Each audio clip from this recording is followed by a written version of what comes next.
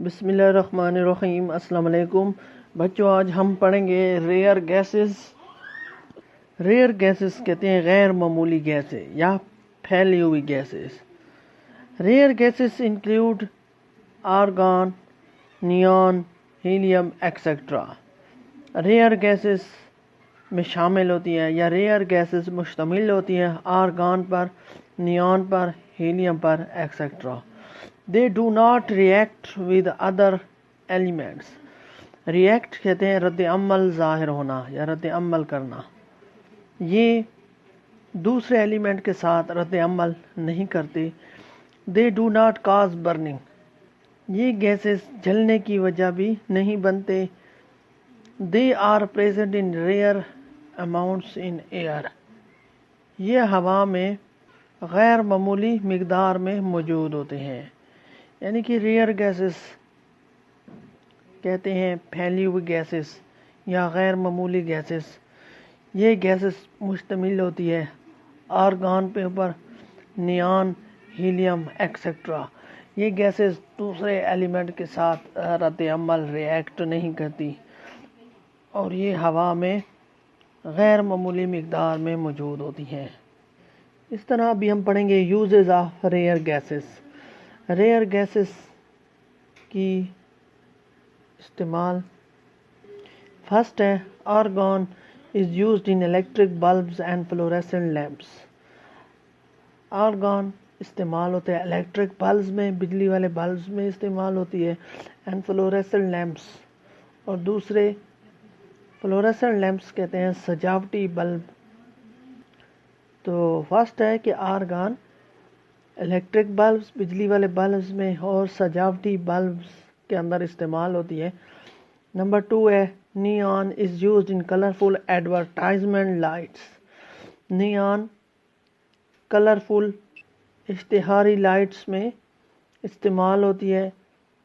اس طرح ہے 3 ہے helium is very light gas. Helium بہت ہلکی گیس ہوتی ہے۔ It is filled in weather balloons.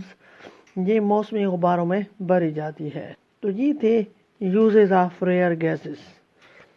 اب ہے واٹر ویپرز، یعنی ہوا کے اندر گیسز بھی ہوتی ہیں۔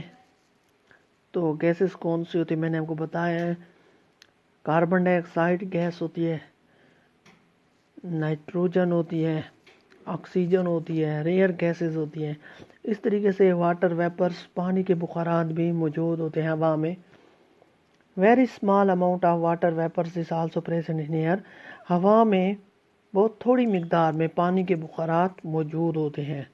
But the amount of water vapors in the air changes with changing weather. لیکن ہوا میں پانی کے بخارات کی مقدار تبدیل ہوتی ہے موسم کی تبدیلی کے ساتھ ساتھ۔ Heavy amount of water vapors in the air causes rain. Heavy amount, زیادہ مقدار میں پانی کے بخارات جو ہوا میں موجود ہوتے ہیں کازز رین، جو بارش کی وجہ بنتے ہیں۔ Water Vipers in the error control the rate of evaporation from plants and animals. ہوا میں پانی کے بخارات یہ کنٹرول کرتے ہیں پودوں اور جانوروں کے ایویپوریشن، یعنی کہ بخارات کی شرح کو کنٹرول کرتے ہیں۔ The presence of water vapors in air sometimes produce smog. ہوا میں پانی کے بخارات کی موجودگی بعض اوقات smog پیدا کرتی ہے، which is combination of smoke and fog. Fog کہتے ہیں دھند، smoke کہتے ہیں دھواں، یعنی کہ دھواں اور fog دھند کے کمبینیشن کو smog کہتے ہیں۔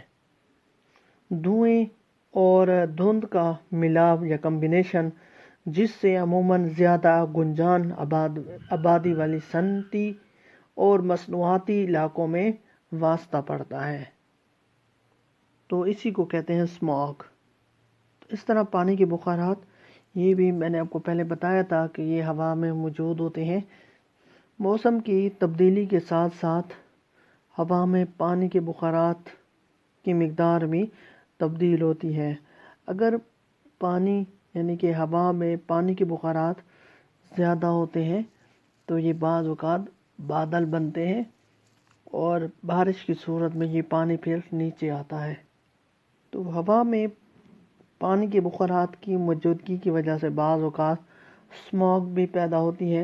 اسموگ کہتے ہیں دھوئیں اور دھند کا ملاپ، جس سے عموماً زیادہ گنجان آبادی والے صنعتی اور مصنوعاتی علاقوں میں واسطہ پڑتا ہے، اسی کو اسموگ کہتے ہیں۔ اسی طرح ڈسٹ پارٹیکلز، مٹی کے ذرات، یعنی کہ ہوا میں پانی کے بخارات کے علاوہ یا پانی کے بخارات کے ساتھ ساتھ ہوا میں ڈسٹ پارٹیکلز بھی ہوتے ہیں۔ Smoke and dust particles are also present in the air. دھواں اور مٹی کے ذرات یہ بھی ہوا میں موجود ہوتے ہیں۔ We can see dust particles in the air. ہم مٹی کے ذرات کو ہوا میں دیکھ سکتے ہیں۔ تو مٹی کے ذرات کو کیسے دیکھ سکتے ہیں؟ تو اس کے لیے ایک طریقہ ہے کہ close all the doors and windows of your room during a sunny day. Sunday کہتے ہیں روشن دن۔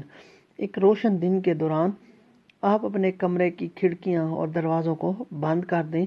Late the sunlight enter the room through a small hole. فرض کریں کہ سورج کی روشنی آپ کے کمرے میں ایک چھوٹے ہول، ایک چھوٹے سوراخ کے ذریعے انٹر ہوتی ہے۔ And see the dust particles, اور مٹی کے ذرات کو آپ دیکھیں۔ تو یہ تھا ہمارا ٹاپک۔